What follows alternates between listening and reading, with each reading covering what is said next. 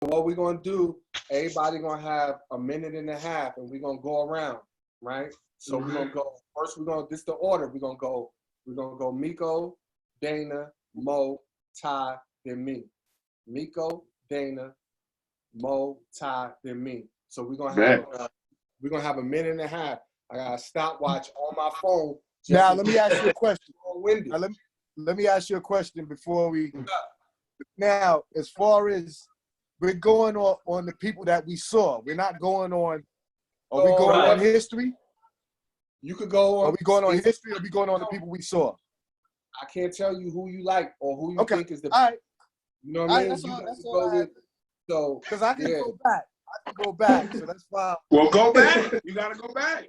Because I know you cats gonna have. I know y'all gonna have some New York legends up off of this thing that some cats ain't never seen before. That's the real deal. You ain't gotta tell me. I already know. You know what? This is why this is so good, right? This is why this is so good, because we all have a different perspective, even though we have common people who we admire, enjoy, and who we may think is the best.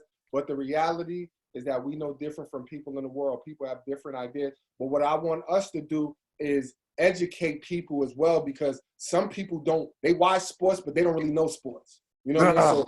So this show was meant to be done on not only our opinions, but also, you know what I'm saying, our knowledge. And, you know, we all been around the game for a while. So, you know what I mean? I want us to educate and enlighten those out there. So we're going to go with Miko. So the first question is, name your top 5 basketball players of all time and why you chose them. Go ahead. So you, brother. For me, that's easy for me. Okay, mine is Kareem Abdul-Jabbar, Michael Jordan, Magic Johnson, Akeem Olajuwon, and Kobe. That's me. You know what I mean? Okay. You know. Okay, so let me ask you. Go ahead. Yeah. So why did you choose those players? Man, okay, because I grew up watching Kareem and Magic. You know what I'm saying? And Mike. Well, actually, like all of them, of course. But Kareem, that sky hook was unstoppable. You know what I mean? And when he was L.O.L center, he was still a killer at L.O.L center. You know what I mean? Then as Kareem, like I said, man, that sky hook was completely unstoppable. We already know Mike, man. They doing a documentary about him right now, so we already know about Mike. You know what I mean? Right. Then we got Magic. Come on, dude, 6'9" point guard. You know what I'm saying? You know, change the game. Change the game. Word life. You know what I mean? You know what I'm saying? Then we got Akeem Olajuwon, the Dream Shake. Come on, bro. I just like the fact that when the playoffs that year, when David Robinson got that MVP, and Olajuwon said, "Yo, that's supposed to be mine," and he commits to giving David Robinson the business the whole series. Hey, that's and I heard that. I heard that from these two guys. That whole thing. I heard the same thing. Oh, David Robinson. I said, yo, David Robinson he gonna go to work. Tyrone and Jerome to my, yo, nah, that Akeem gonna kill him. And every time, every game, these guys be like, yo, listen, y'all, what's up with your man David Robinson? Oh man. Exactly. I like that. So listen. So 1 minute and 30 is, as we say in Spanish, is finito.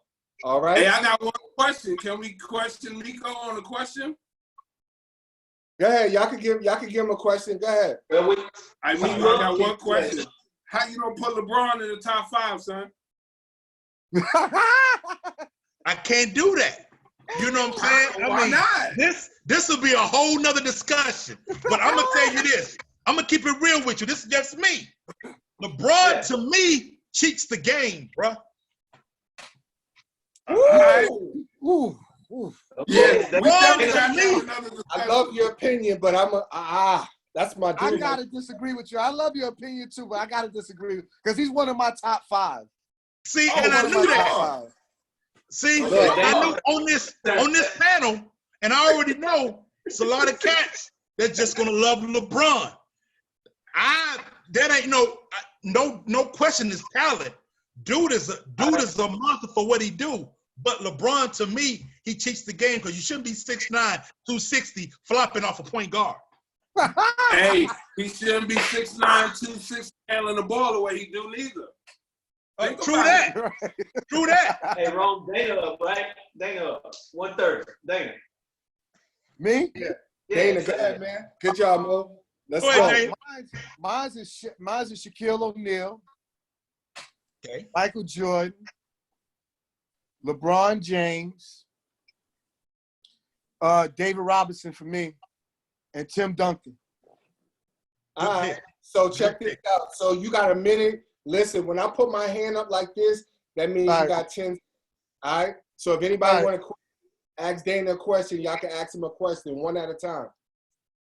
Nah, just let him go and let us know why he picked that 5. I like LeBron is because of just the basketball IQ with LeBron. LeBron is a monster with the body and the mind, totally just unstoppable. David Robinson, I've always been a David Robinson fan, man. I mean, 7-1. This is before Tim Duncan came. I mean, David Robinson was, he could do it all. To me, he was the man.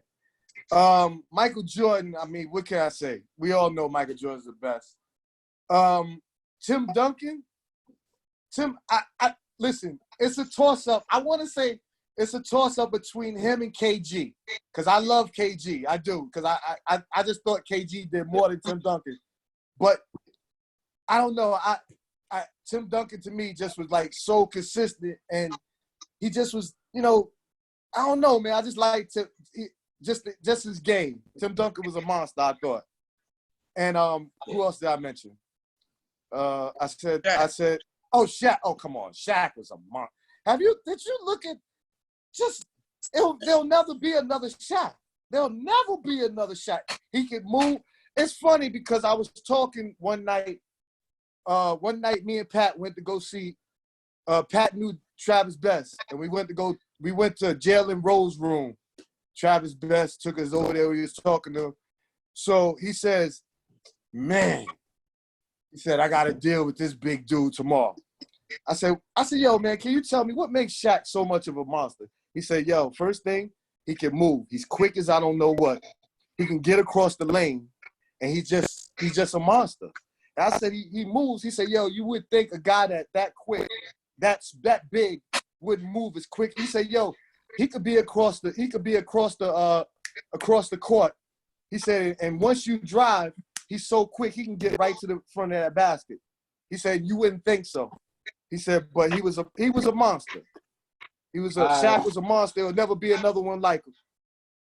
All right, real quick. Anybody want to debate that, or I give Dana a question? Anybody got any questions? Nah, that's the 5. Nah, this is 5. This is 5. Listen. Dana went about a little over, so I'm gonna give Mo some time over and time to Miko out. But listen, when I do like this, that means you got 10 seconds. All right, my fault. No, you good. You good. Good. All right, Mo, go ahead, Mo. First and foremost, thank you, fellas, for letting me join in on this debate. And me and Miko, we got the same 3. We got 3 of the same players. And the last 2 probably gonna surprise all you cats, because and it's just because I have an epiphany and I have a relationship with these 2 cats. And like you said, Kareem, unstoppable skyhook, he was on there. Magic, 6'9", changed the game. He was the biggest first point guard. He led the league in steals 2 years, as a point guard at 6'9", when Muggsy Bogues, all them cats, little cats, playing guard. He's getting the business. 42, 15, and 6 in the championship. Played all 5 positions. Of course, Michael. That's wrong, MJ, man. Right there. MJ, but this cat gonna surprise you. Ron probably know who this cat is because he dunked on me like when he was in the 10th grade. Pound for pound, I say he's the best player ever to play the game, and took the worst team in NBA history to the finals. AI. That kid don't get the credit I think he deserves. If I think he had the heart, if he had the work ethic like Kobe and Jordan, no question. That's a definite. This last cat is a New York cat. Bernard King. My first camp I ever went to. Yeah. Bernard King. This kid gave Mikhail the business. He gave all of cats the business. No doubt. No doubt. Back-to-back 50-point games while shooting 63% from the field. Right. Not when 3-pointers wasn't even around. This kid was, if he hadn't got his career cut short by ACL injuries and the drinking, oh man. Yeah. Bernard King. That's my father. That's my father. Look, you definitely shocked me with that. Good job, Mo. Like I mean, people forget how nice Bernard King was. Like I have what they don't realize. Bernard King, he was doing it with broken fingers. Bernard King was that dude. Yo, I got a question for Maurice. A real quick question for Maurice. Yeah. How come you ain't got LeBron in your 5, homie? What's up, man? You ain't got LeBron in your 5, dude. What's going on?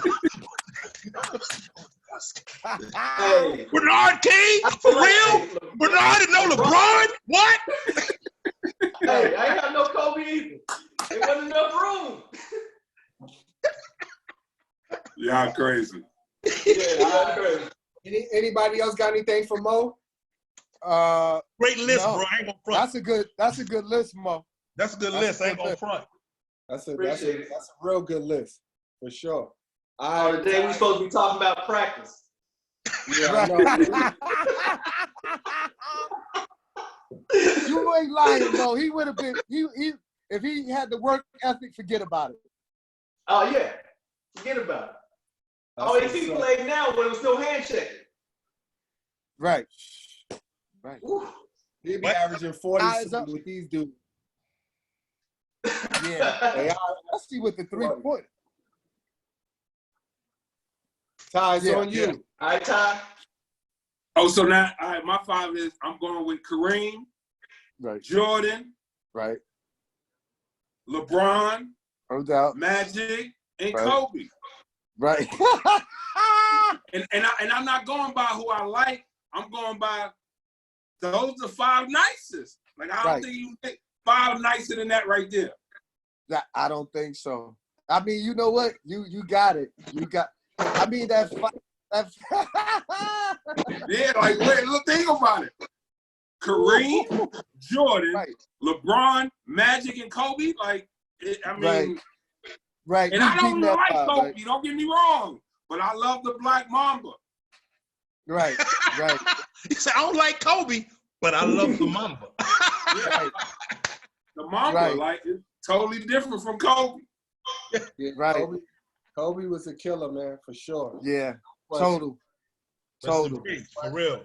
Yo. Why you pick those 5? I always pick Kareem because I feel Kareem, as far as basketball wise, is the GOAT from high school, college to the pros.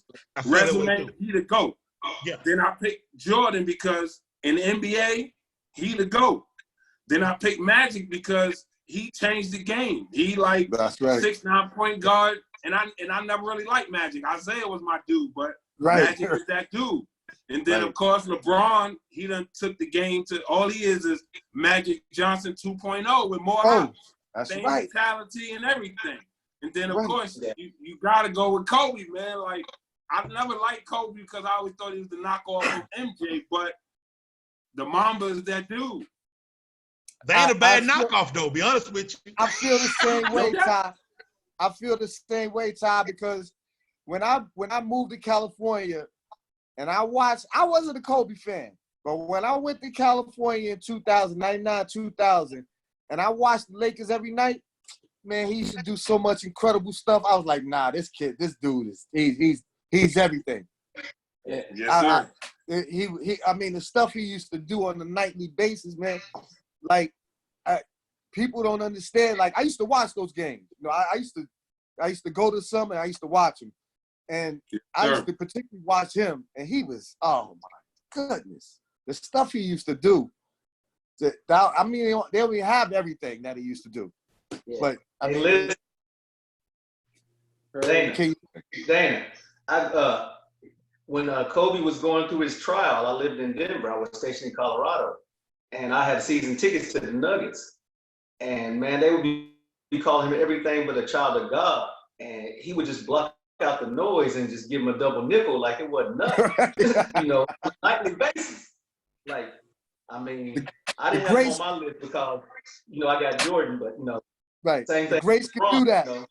No doubt. Yeah, like I never really about, I never liked Kobe for real, but as a basketball player myself, I admired him because you know the way he played the game, he put that work in. Like, you know what I mean? Like, he a dude that he not in the club at night. He in the gym at night.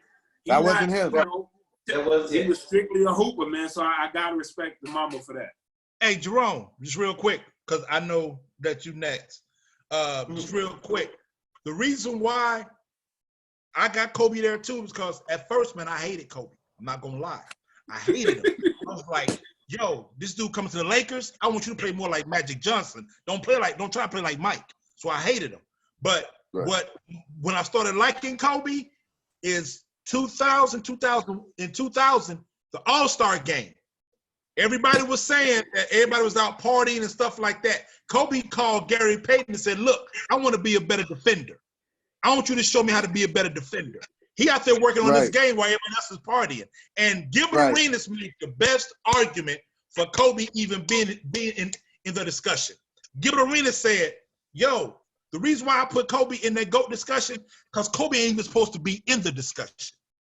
He said he wanted the hype. He didn't get the hype coming out of high school like that. He came off the bench his first 2 years in the league. You know what I'm saying? He didn't get the numbers like that, like coming to the league. He worked to get everything he got. He said, that's why I put Kobe there. He said, because Kobe had to put their work in. He didn't get the accolades. He didn't get all the hype. He didn't get none of that. He ain't supposed to be in a discussion. And I said, you got to point. So, yo, Ron, it's on you, baby. So it's on me, right? I'm going to start the clock. So mine's is kind of easy. Almost, me and Ty almost got the same identical, but the good thing is nobody have all of the same 5. So I'm going to do mine in order too. Number 1, I got Jordan. Number 2, I got LeBron. Number 3, I got Kareem. Number 4, of course, I got my boy Magic. And number 5, I got to go with the white boy, man, Bird. Y'all tripping. Yeah, I had Bird in my top 5. I had him in my top 5, but I was like, Elijah Bird. Bird. I ain't gonna lie. It was between Bird and Kobe with me. Like, Bird and Kobe, but I just think, I ain't gonna lie, like I said, I don't like Kobe, but I think I would give Kobe a little more of an edge over Bird. And I mean, you can go either way, really, but I would give Kobe a little better edge just because the Mamba, man, like, I ain't gonna lie, like, the way he was with basketball. Bird was a killer too, though. I ain't gonna front. Bird was a killer, bro. Listen, no doubt. The reason why I picked those 5, Jordan, undeniable, like, is the best. You know what I mean? So there's no, you can't second guess. Jordan is just a man. LeBron, besides Jordan, man, nobody. I think LeBron's the most criticized athlete of all time, and I think when he retired, people really gonna recognize how great he is because I don't think he get enough credit. I appreciate it. As great as Jordan was, Jordan. V Diggity. Yo. Right?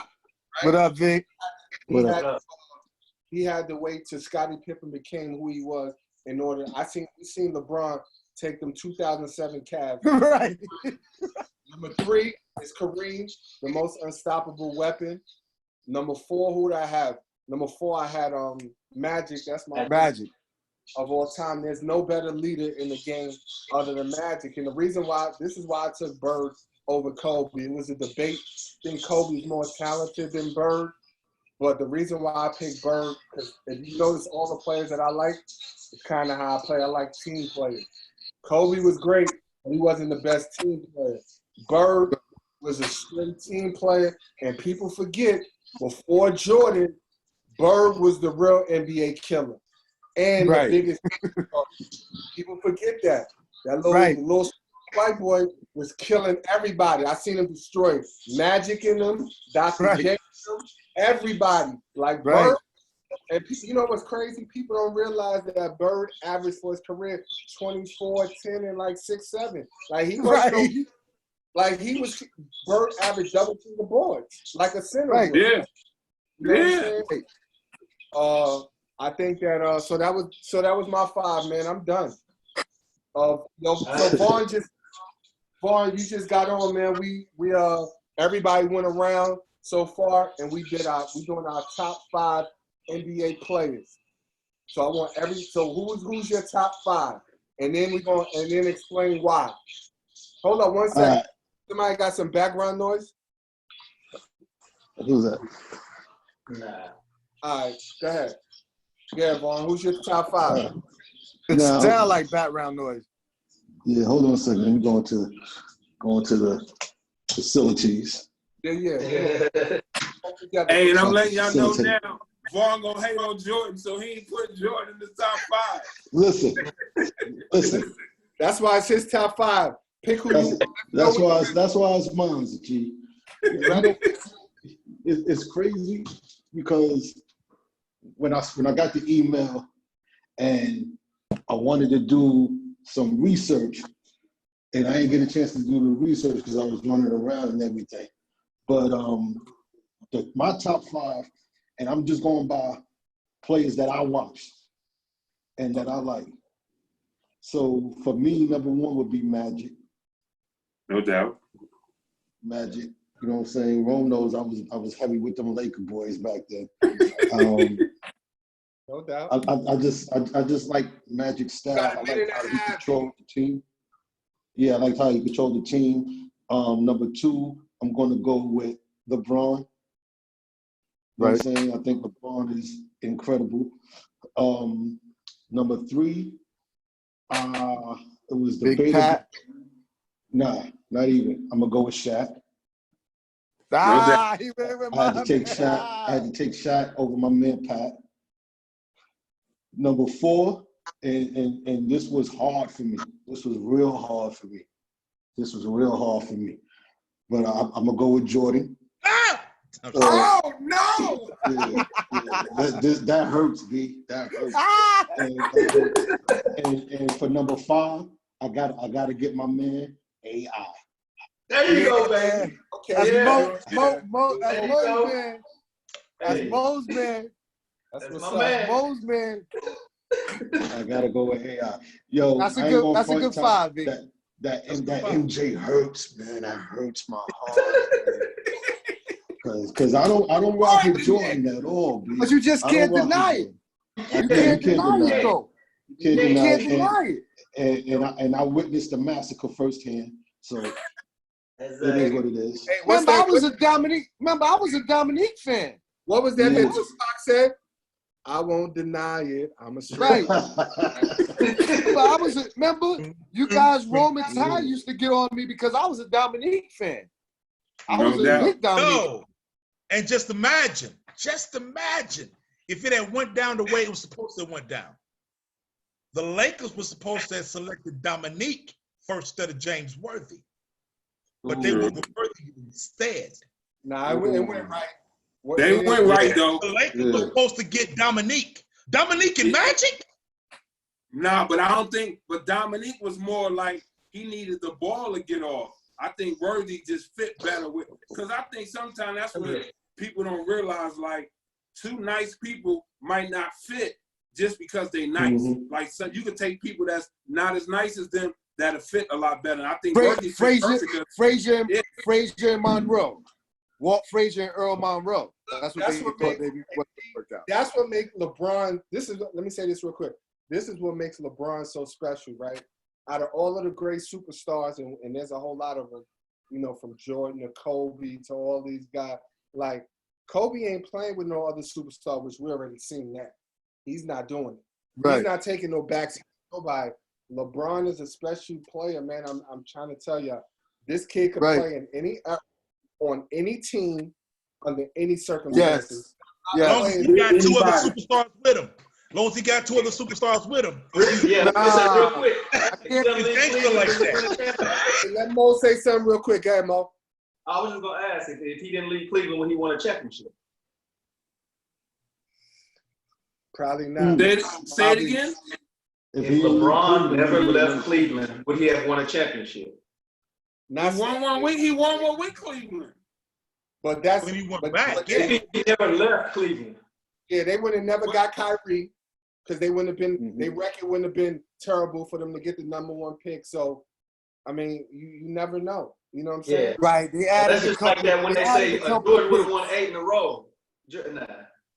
They added a couple of picks. What? He might have, Moto. He might have. Like that Bulls team. The reason why I say they could have won 8 in a row is because if you look at how Houston beat New York and how they beat Orlando, that wouldn't have worked. Mike is see all these superstars are great, but this is why I put Mike #1. Even though to me I think LeBron is the most talented. I think even he's more talented than Jordan.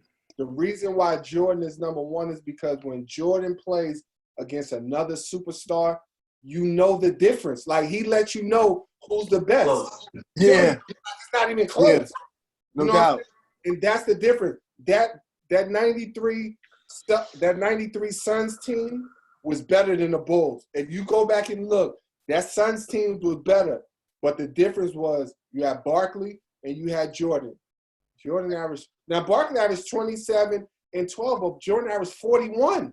Like, a whole different level. Like it's levels to this, and Mike is the master of the only series I seen Mike struggle, and me personally, I think Scotty should have got MVP, was the Seattle series. I think if you go back and look at Jordan's stats and how he dominated that was the one series he didn't just have his way with Seattle. That's the only debatable one. Other than that, he dominated everybody. Right. No. You got to go back, though. You got to go back and look at the record between the Bulls and the Rockets in the regular season back in the day. They only play twice every year. Yeah, but even Mike said himself, I'm glad them cats can't make it to the Western Conference to the finals. He said because we don't match up well with them. Hey, Miko, think about this though. This is a funny thing when people talk about what Houston would have did to the Bulls, right? Think about this. When Chicago won they 6 chips, right? Where was the Rockets? How come they wasn't making it to the championship? Not one of 6 years? Huh? Right. I mean, but that can go for a whole lot of teams when it comes to that fact. Because the thing is, we talk about matchups, timing, and year. And when the Rockets and when Olajuwon was coming into his own, because when they won that 6th championship, Olajuwon was already older too. You know what I'm saying? So what about when they won the 3rd one? How old was Olajuwon? Not the first 3, because Olajuwon won 2 after that. But Seattle used to knock him down. Miko do put up a good point because the Rockets was a team that gave, as he said, in styles and matchups is important. The Rockets were one of the teams that used to give Chicago problems. No doubt. True that. Because check this out real quick. One of the dudes that Mike said he used to hate to face was Vernon Maxwell. He hated Vernon Maxwell. Hey, hated Vernon Maxwell. Yeah, he hated Vernon Maxwell because Vernon Maxwell played hard. But and he gave him buckets. And Vernon Maxwell gave buckets too. But Olajuwon was an anomaly. Olajuwon was a beast. Yeah, no doubt. He was a monster. Like the Rockets had absolutely no answer for Mike because nobody did. But the Bulls had no answer for Olajuwon. But no one would have been the difference between Houston and the Bulls. What would have made the difference in the series is Phil Jackson is a smart enough coach to the point where this is what they would have did. They'd have said, okay, we know we can't stop Olajuwon. Nobody can, right? But you know what we're going to do? Kenny Smith ain't going to score. Robert Horry ain't going to score. Nobody on the perimeter going to score but Akeem. But then when you switch it on the other end, can nobody guard Mike and can nobody guard Pippen? So then what was going to happen? Maxwell wasn't going to stop Mike, but he would make it real hard for him. Yeah, real hard for him to get 40. And then coming off the bench, you had what? Then you had John Paxson. Wait a minute. You had John Paxson and them cats. Sam Cassell was coming off the bench was Sam Cassell and Mario Elie? coming off the bench. Yeah, you know who would have been guarding Sam Cassell? Michael Jordan and Ron Harper would have been locking Sam Cassell in. What's the name up? Sam Cassell came off the bench, though. I'm saying like when they big players came in.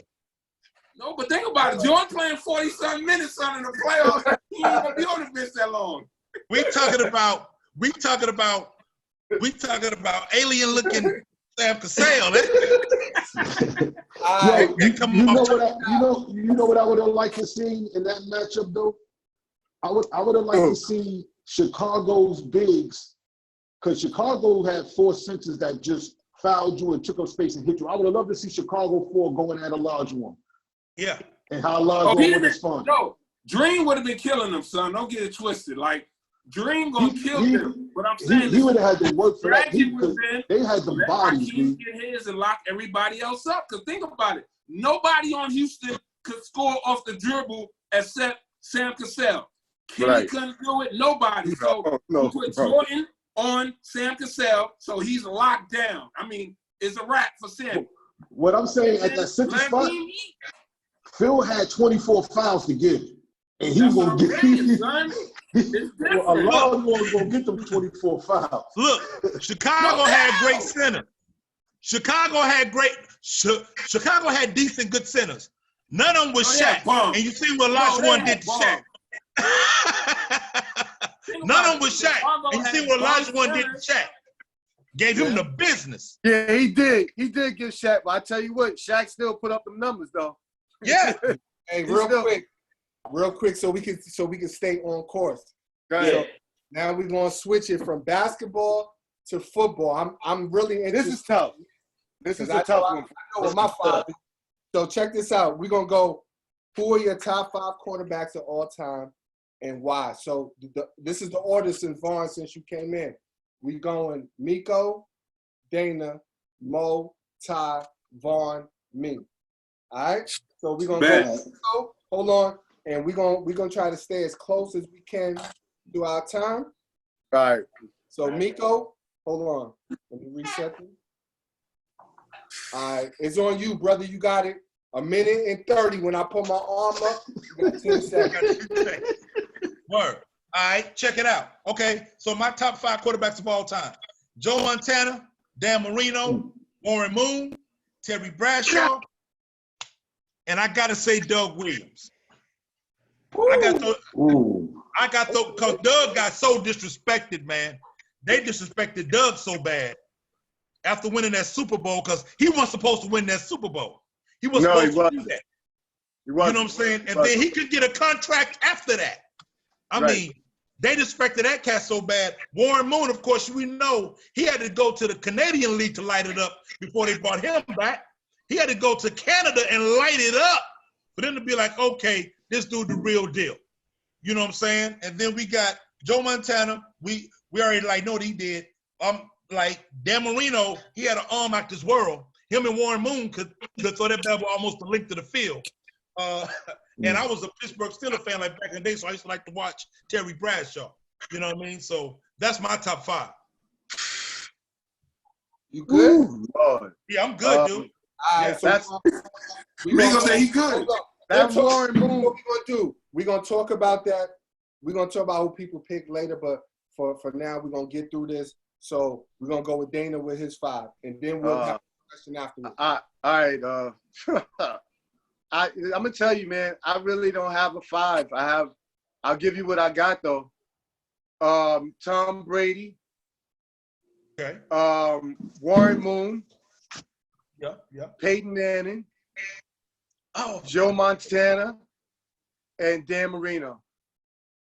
Yeah, man, you got a solid top 5. That's my top 5. Tight. That's solid. That's like dope status. You can't deny Tom Brady. You just can't. There's no. And I'm not a New England fan, but the guy is. I mean, it's the system that he's in, and he worked. And Peyton Manning was the truth. But what Miko was saying, I was a big Warren Moon fan too, very big Warren Moon fan. But go ahead, Ron. You still got 20 seconds, man. If you got anything. Who else did I name? Dan Marino. Come on, the guy threw for 5,000 yards. I mean, He was, but you know what was a top that he just didn't make it. Yeah, I used to like Dan Fouts a lot. I was a big Dan Fouts fan. And Coryell, baby. I was a big Dan Fouts fan. Big Dan Fouts fan.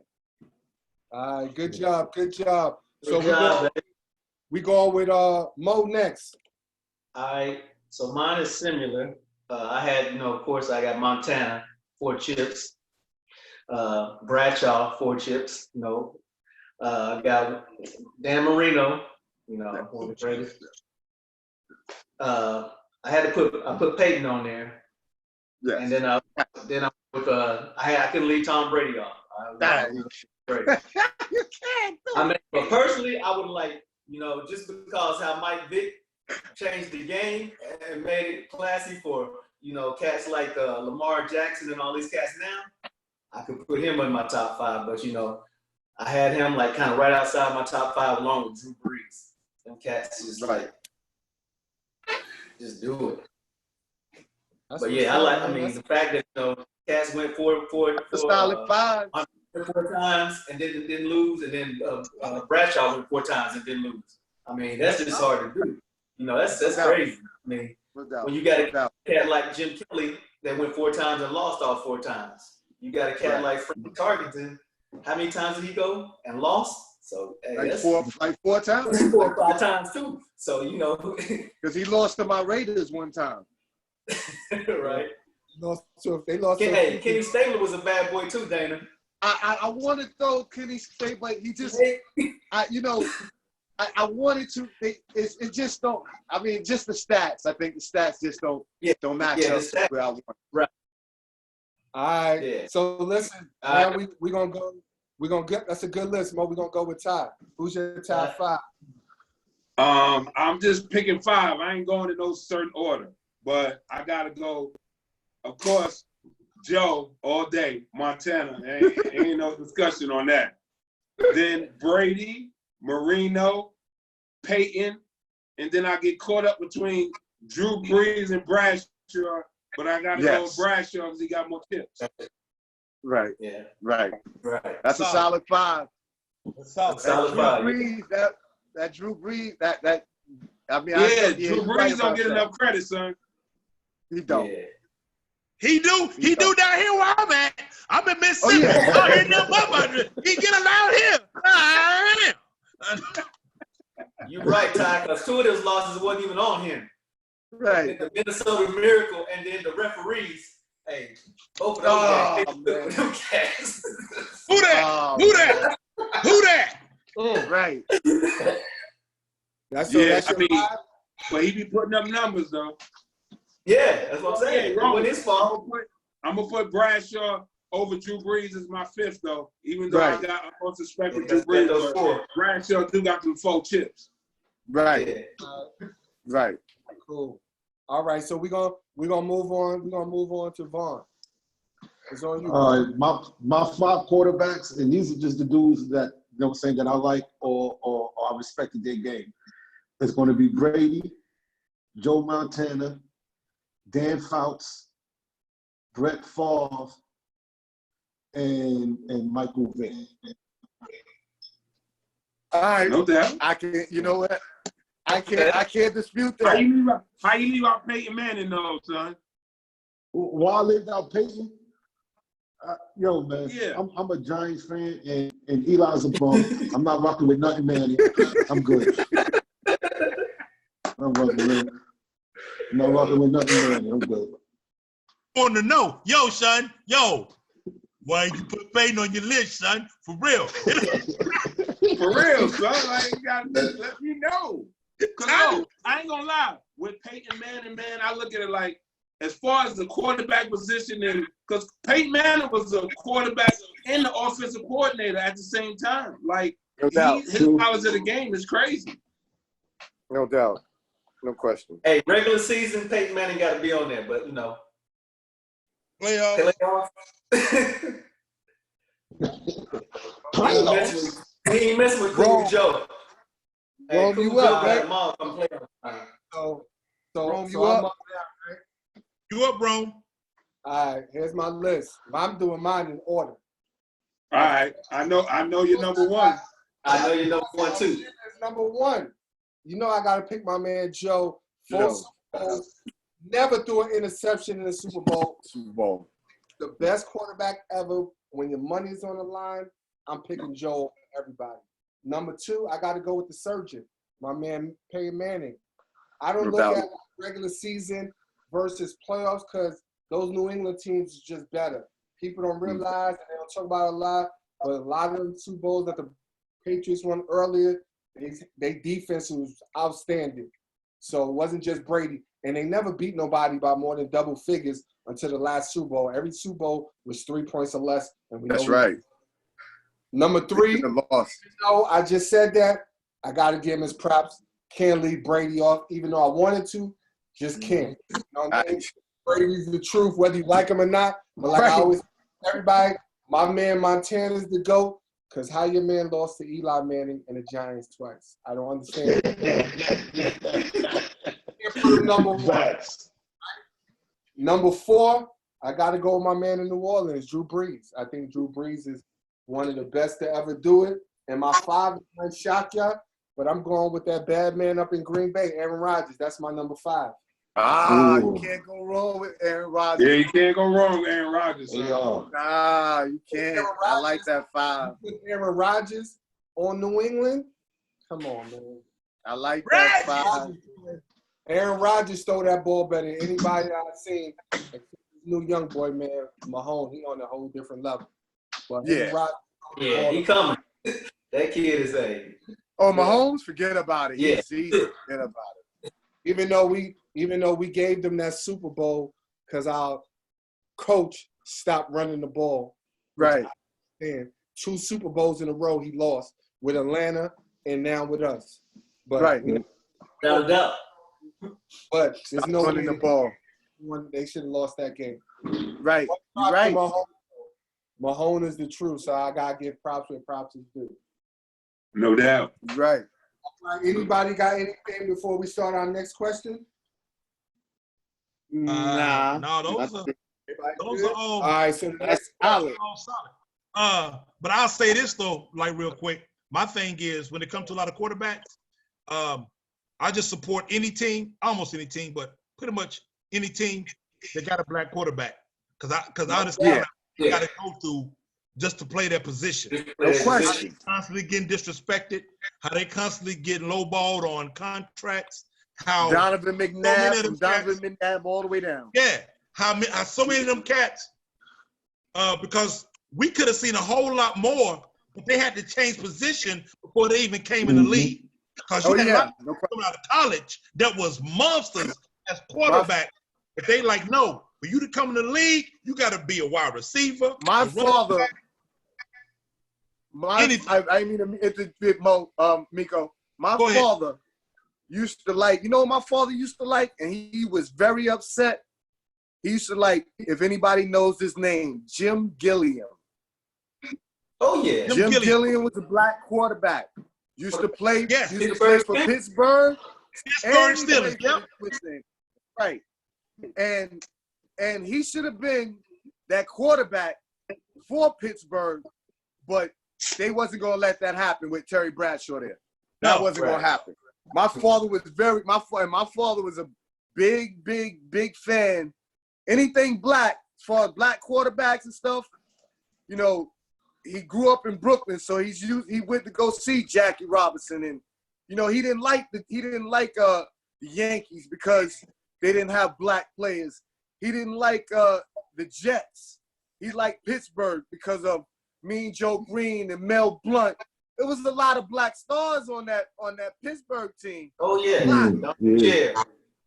Mo's a big Pittsburgh fan, so you know all of that. So black stars on that Pittsburgh team. Can I ask a Franco question Harris, real quick, Lynn Swan, Franco Harris, Lynn Swan. Hold on 1 second. Donnie Shell. Hold on, Mo got something to say real quick. Yeah, Mo. Hold on, back to black quarterbacks. Look at what Russell Wilson had to go through after he went to 2 Super Bowls back to back, and he didn't, had to, almost sit out to get paid. That's right. That's right. Dude, they told just real quick. when Cam Newton was coming out of college, Mel Kiper Jr. and all them was saying he should switch to tight end. You know, he'll be better at tight end with a quarterback. Right. Look how they play Lamar Jackson. And all he did was become the MVP of the league. Yo, can I ask a question real quick? Go ahead, Vaughn. What do you think about Jalen Hurts with the Eagles? Oh, I think that I'll say this real quick. I think that's a good pickup. Number one, I love Carson Wentz is nice. Don't get me wrong. Without the injuries, he's one of the top quarterbacks in the league. But there's nothing wrong with always having good players on your team. And I think that kid will learn from that system. If Carson Wentz get hurt, he could come in and play. I don't see nothing wrong with it. I think that's a good pickup. Me too. In today's league, I'm going to tell you, they're going to have to start paying the backups as well as they pay these starters. Because these backups, think about it. Look at the Jets last year. When what's name went down, they were shot. They were shot. Any quarterback, if Mahomes would have went down, I mean, come on. I mean, he did go down, but they couldn't sustain a certain amount of success with him going down. I mean, I just don't. I mean, from Brady to come on. You need a good backup. Look at the Eagles. The Eagles won the Super Bowl. If the Eagles didn't have any backup, where they would have been. So, yeah, backup. I think Jalen Hurts going to do a good job, man. He'll learn from a winning system. He came from a winning college program, and that's a great pick. Like just real quick, look at what the Saints did with Teddy Bridgewater when Breeze went down. Absolutely. Yes. Mm-hmm. Yes. You have to have you're gonna have to pay these backup quarterbacks, man. I mean, if they're worth it, you're gonna have to pay them. You're gonna have to somehow, some way, because once that quarterback goes down, I don't care what you're telling me, unless you are unless you're Belichick with the Patriots that time that Brady went down, they still went 11-5. That don't happen. With Matt Castle. That doesn't happen. But look, Matt Castle was good with the Chiefs, so it wasn't like he was no bum. Right. Yeah. Real quick. That goes back to something me and Rome always talk about is look at the management and the coaches that they have in place. I mean, you just said Belichick and them did it without Brady. Look at the job. I'm not going to say it just because I'm a Steelers fan, but look at the job they did with Big Ben out this year. Because Mike Tomlin, he did a great job. He deserved. I mean, we had a 4th-string cat off the streets. I mean, no label, and they still went 8-8. I mean, so sometimes it don't matter about the quarterback. It's just got to be that system that they in, and the management and the leadership they got around them. And Mo, and let me say something on top of that, Mo. People don't give that guy enough credit out there in Pittsburgh, but Tomlin is one of the best, absolutely one of the best coaches, top 5 in this league. You could take it how you want. That's the way I think it. He's one of the top 5 in this league. There's a reason for that. There's a reason why he don't get the kind of credit he deserves. There's a reason for that. All right, listen, man. We're gonna jump to the next question. Oh, man. Next question. All right. All right. Do you think it's fair for teams to franchise players versus paying them their full value? Which I think is the franchise tag. We're gonna start with Miko. Well, me, man, it's yes and no, because to me it depends on the franchise. Because you got some franchises, man, that's really trying to win. So you got contract disputes that come up, you know what I'm saying? So they're really trying to win. So it's about paying the dude like what he's worth, as opposed to also too trying to build your team.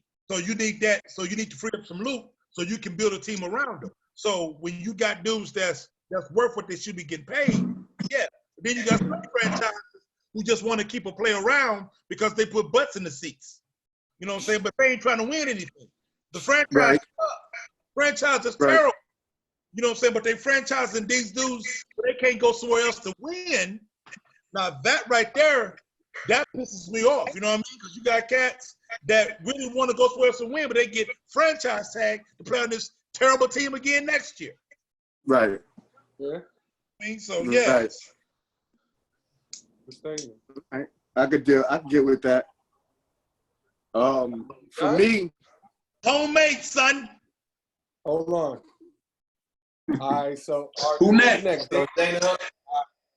Yeah, Dana. For me, I don't think it's fair. Period. I just don't think so because these guys make a lot of money, man. These franchises make a lot of money, and being that, well, as far as football, you know, that money's not guaranteed, bro. So, you know, I just think it's not fair. It's not fair because these teams make a lot of money, man. And I just don't think it's fair. I don't think you should be able to put a value or you should be able to franchise somebody and give them a certain amount of money. What if he gets hurt? What happens then? That value drops, period. Nothing. You know what I'm saying? So I don't think it's right. I never thought that was right, and that's my reason. All right. Okay. That's it for me. I never thought it was right because it's just too much wrong that can go on franchising a guy and then he gets hurt.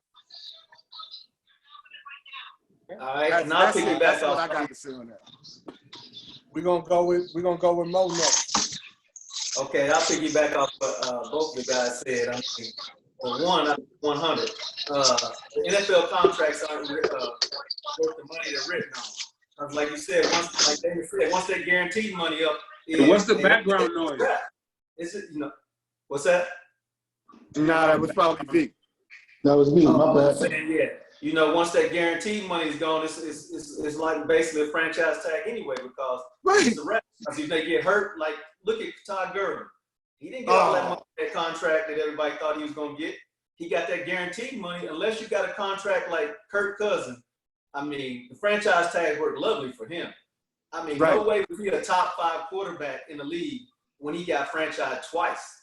Right. He wasn't even nowhere in the top 5, but he got paid because of the franchise tag. So it goes both ways. For like, it depends on the position and the team. You know, as far as the franchise tag, I mean, it can be a good thing for the players or the owners. So it just depends who you are. For them, you know, like Kirk Cousins and you know them boys, then hey, it worked lovely for them. Cause he's terrible, son. Kirk Cousins is terrible. You get franchise. Terrible, son. I'll put that on my cookie. It's the rap. That's all I got to say about it. Let me go crazy. All right, we got Ty next, man. Go ahead, Ty. I think, like everybody said, it's a good and a bad thing. I just think that what it is the organizations use it as a bad thing because if you, the franchise player, and you put in work, they should pay you your money rather than say, okay, I don't want to give you the guaranteed money, so I'm just going to hit you with a 1-year franchise tag. Right. Absolutely. Right. I definitely agree with that. So it can really go both ways, man. Oh, pardon. All right. Finish. They the wild. Who, me? Hey, son, can you pull your shirt down, son? Nobody It's hot. It's hot in here. I said, excuse me, it's hot. Shit. It's burning up. I'm trying to get some air. Shit. Hey, I got the stove on. Shit, I'm sitting here burning up. I live on the top floor. How you say, son? Turn the stove off and pull your shirt down, son. I know, right? I know I had to turn the Oh man. For real. Oh man. So yeah, so you done, Ty? On your point? Yeah. Good point. That's a good point, though. Very good point. Yeah, I totally agree. Right, it's on you, brother. I'm totally against it, and this is the reason why. A full player, I believe they average is 5 years. If you're good. Playing time. If they're good. If you're a good. Football player at the age of 29, 30 years old is looked at as old. That's right. Yeah. So, I mean, and then you take on the non-guaranteed money, man. I mean, I don't get it, man. For a sport that make as much money and make more money anyway than anybody with so fluid games, how these contracts are not guaranteed and dudes are being injured and everything, I just don't agree with it. I think the owners I blame the players league. Sorry. Yeah, by the players, yeah, but I think the owners use it as a form of hating too. Yeah. Right. I get what you're saying. Yeah. I agree with that. No. Yeah. I agree with that, V. I do, because you only get a short amount of time to get that money, man. Especially only a short amount of time. Yeah, especially if you're running back. You're only getting one shot. Yeah. I wish I could have Keith Bullock in here with us. He would tell you. He'd tell you how it is. You only get a certain amount of money for a certain amount of time. And you got to remember, those guys only get paid 6 months out of the year. Yeah. Right? All right, V. So you said you don't agree with that at all. No. All right, that's good. That's a good point, V. Very good point. I'm round it off. I feel the same way, Barnfield, but I understand everybody else involved. And the reason why I don't like the franchise tag, I use Ezekiel Elliott as my perfect example. People thought Ezekiel was tripping about him wanting to restructure his contract and wanting more money and all that, but you got to think about it like this: if I'm a running back and I stay in the college for 3 years, I stay till I'm 21. I come out when I first play in the league. I'm 22. I'm on a 4-year contract. 26, right? They're not gonna give me a 5-7 year deal as a running back because they don't want to give all of that money to a running back because they're gonna say by the time I'm 30, it's a wrap. Yeah, right. So what they're doing is franchising you until they don't really have to pay you your value.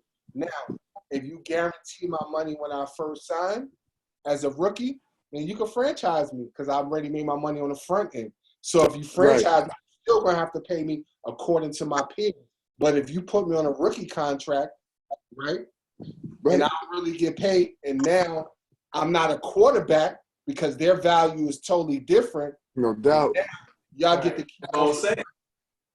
You know what I'm saying? So no doubt. That's the part that's difficult. And with a franchise, there's goods and bad parts to it, but I'm not with it because I want my money up front. Period. Right. Franchise me. Right. Think about this. I mean, think about it. It's only one player in the NFL that has a fully guaranteed contract, and he ain't even that good. Wasn't that Cousins? Yeah, Kirk Cousins. I said so. It worked for him both ways. It's crazy. But like you said, it wouldn't work for Le'Veon. It wouldn't work for no running back. Nope. Think about this. Think about that. Think about this. I'm going to tell you how smart teams are. It wasn't no coincidence that the Bengals selected Joe Burrow. I mean, Andy Dalton, don't get me wrong. Andy Dalton ain't terrible. And I like Joe Burrow. They should have took him. But it's economical reasons as well. People got to think. Yeah. This dude makes $17 million this year, right? Yeah. Right. This rookie, $2 million. Cheap. Right. In the next 4 years, I done save $15 million each year. That's $60 million. So if I don't like the way he's playing after them 4 years, I'll go draft me somebody else. And I'll save me $100 and some million because I don't got to give them all that money. One thing about these owners is all about money, man. No question. And some of them want to save money and make money. Yeah, and that's why I say, too, it's about the team. Because the Bengals ain't trying to win. You know what I'm saying? Right. Bengals is just a franchise that's just existing. They ain't trying to win. You got teams out there, though, that's actually trying to win. Because look how New England pays their players, though. You know what I'm saying? And they winning every year. But what they going to do is allocate the money throughout the entire roster. Because they're going to get some no-name people from no-name players that's going to come in and play lights out. You know right. Because that's so slick. They convince you that it's so much about the team that you're not bigger than the team. So they make you think your value is lower than what it really is. Right. They psychologically kill you. No doubt. They make you think like, oh, it's all team. It's all Belichick been doing it for the past 20 years. Tom could take less. If Tom, instead of getting 30 million, is making 27, yeah, he took less money, but he's still making 27. And Right. endorsement. I'm trying to get 8, and you trying to give me 2. But I'm telling you right now, Sonny Michelle ain't gonna go nowhere and get no big contract. No. No, he's not. Hey, Oh man. hey, Miko. No, he's not. Miko. What's like up? You said the Bengals ain't. Hey, like you said, the Bengals ain't trying to win. Hey, Marvin Nope. Lewis was there for what, 15 years, just about. And hey, get that, he was getting $3.5 million a season to be a head coach. Come on. Yes. Yes. Yes. Say this with me. Type you had Wade Phillips, who's the defensive coordinator for the Cowboys, making more than that. You know what I'm saying? It's crazy. They ain't When it trying comes to to. us, They ain't trying to. Even Mike Tomlin, he's not I one put of that the on my better paid quarterback, head coach. All right, we're gonna go to the next question. We got a couple more, and then we'll wrap it up. The next one is, should sports return knowing the health risks to all who attend, or is it more important to restart the season due to financial needs of those playing, also as well as people that work at the stadiums? What do you guys think? We go with that's real easy. Nope.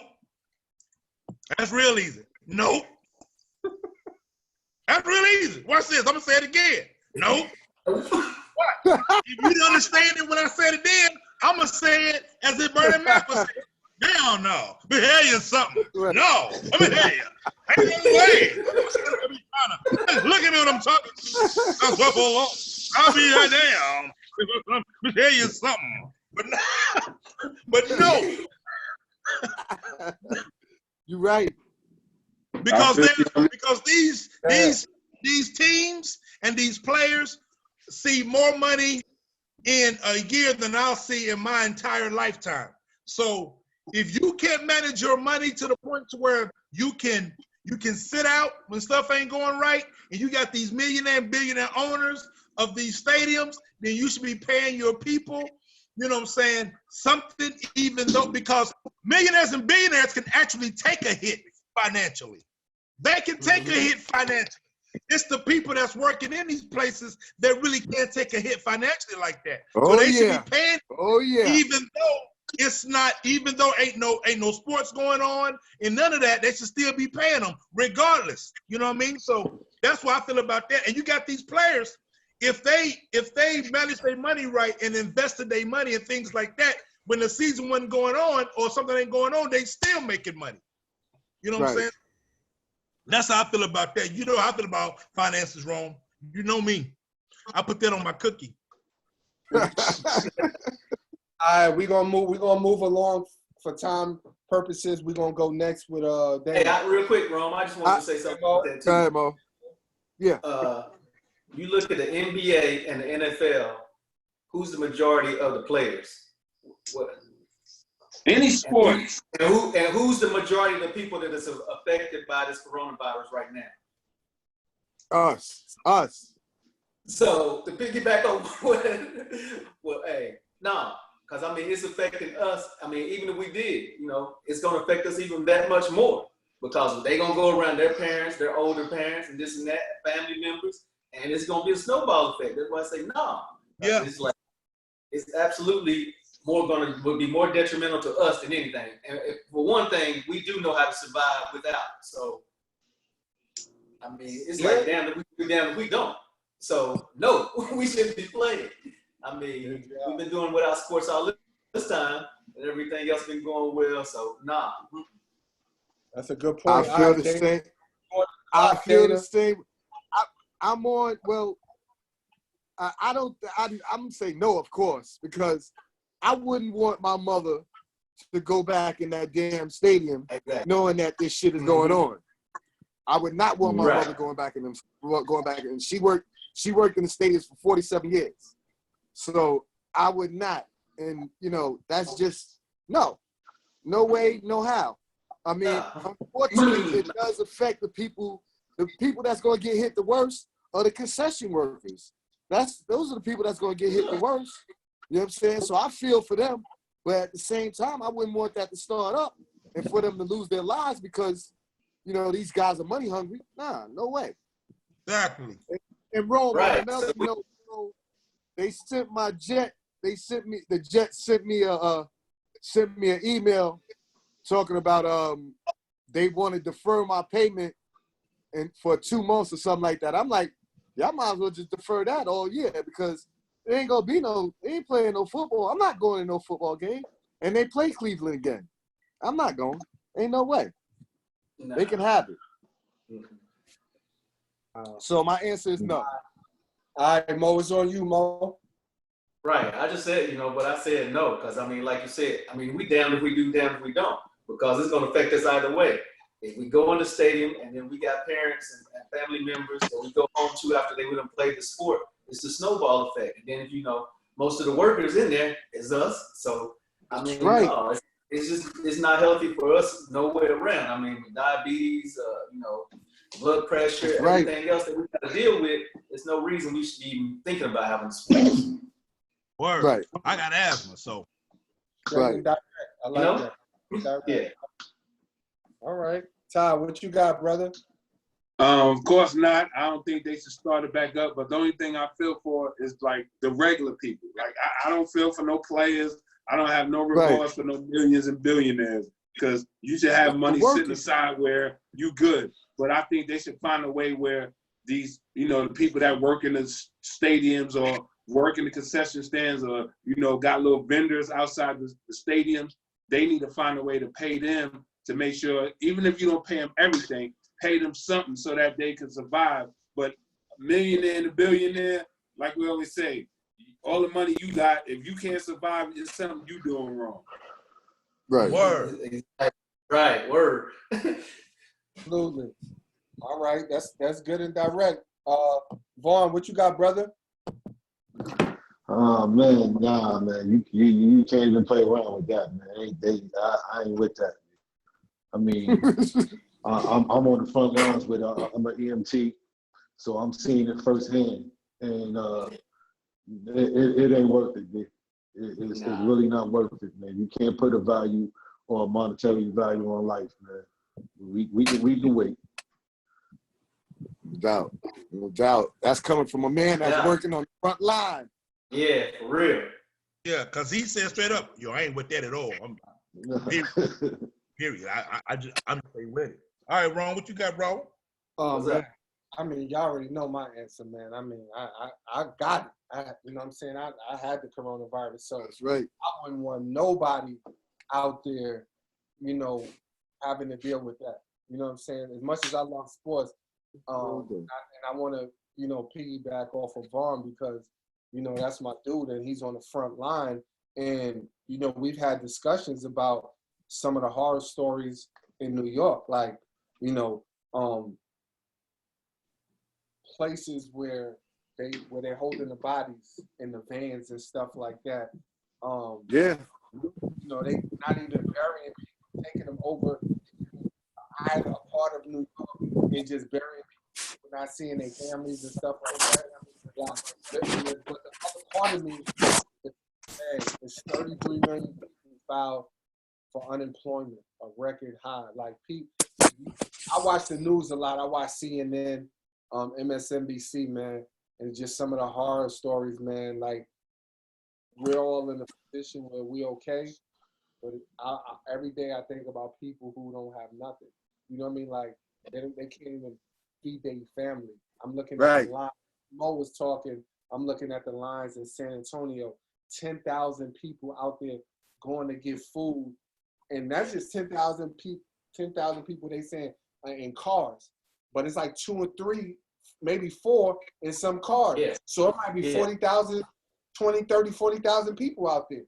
Right. So I just think that it's too much of a risk, but I understand people's mentality because they looking at it like, I don't have nothing now anyway, but they don't really understand the total effects of this coronavirus. so they willing to risk their lives with me. I'm just not. That's why I ain't been back to work yet. Nah.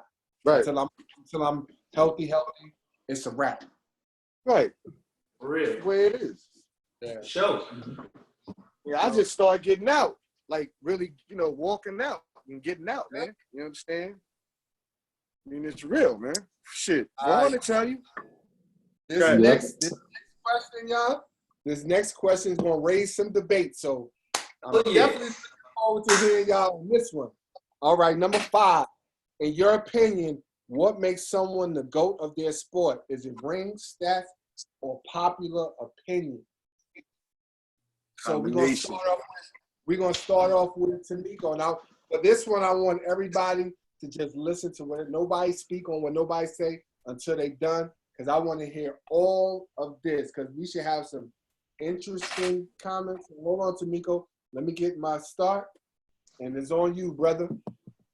Word. For me, it's all three of them. It's for me, it's rings, stats, and popular opinion, and also too, it's impact on the game and leadership. Too is what's going to also make them the GOAT of their sport. You know what I mean? Right.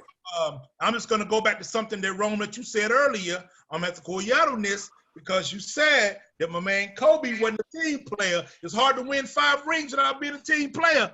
I mean, he ain't do it by himself. You know what I mean? So I'm just saying, leadership, you know what I'm saying, impact on the game, rings, stats, and I say popular opinion because the reason why I say that, yeah, I ain't a LeBron fan. I ain't a LeBron fan at all. I ain't gonna front. I like what he do at the game, but I ain't a LeBron fan at all. But you got people who gonna ride out with him no matter what.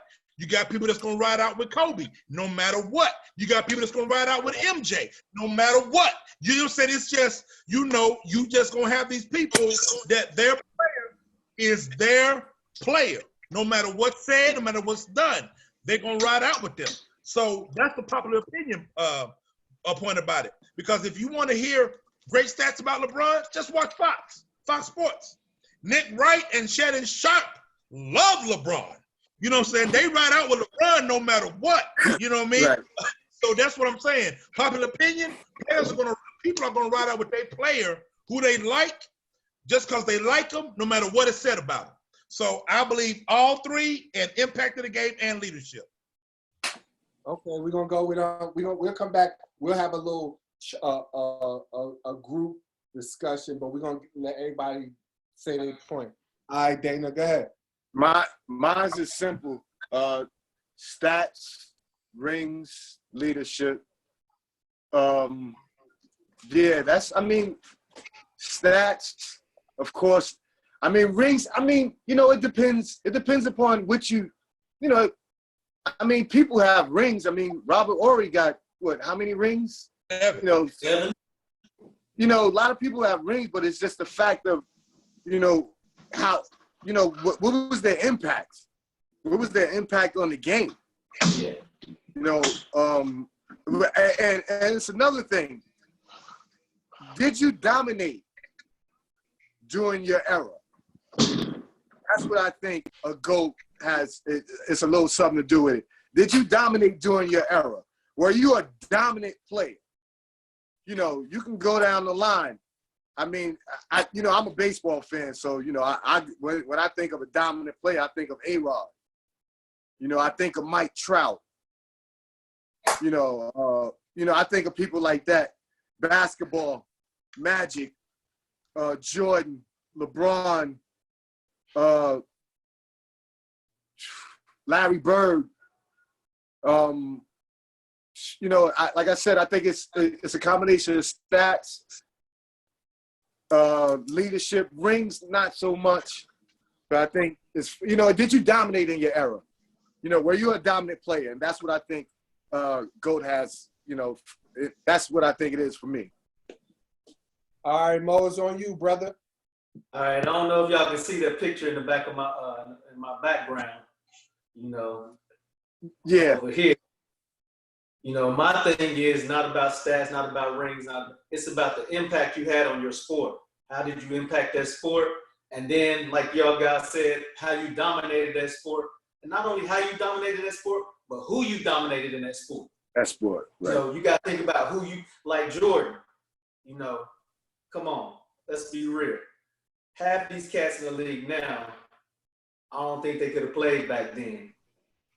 No. Let's be real. I mean, with the 7-footers and everything that we had, I mean, you had Elijah, you had Patrick Ewing, you had just all like 25 of the top 50 greatest players played in when Jordan played, and he dominated all of them.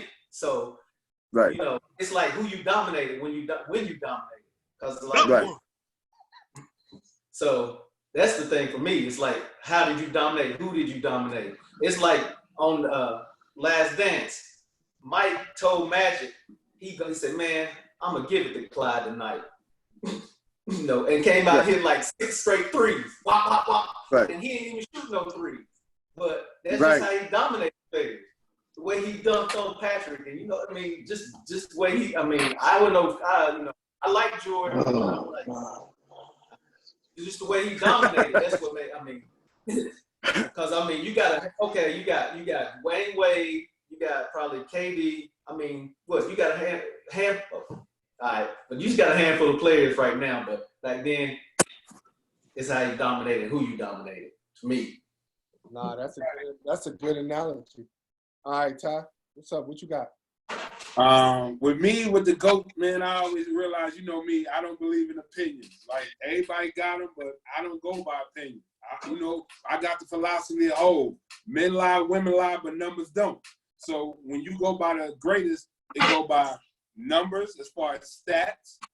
You got to be a winner, because if you average, like in any sport, if you're putting up numbers and you never winning, evidently there's something wrong. Like me and Rome had a discussion the other day, and I was like, yo, I think MJ is like the greatest athlete of all time. But then I had to really think about it, is like, if you really want to go by sports, period, and who dominated their sports the most, like Wayne Gretzky is probably the greatest athlete ever, because you can't compare nobody to him in hockey. Like, it ain't even a debate. Like, you'll never hear a hockey debate on who the greatest is.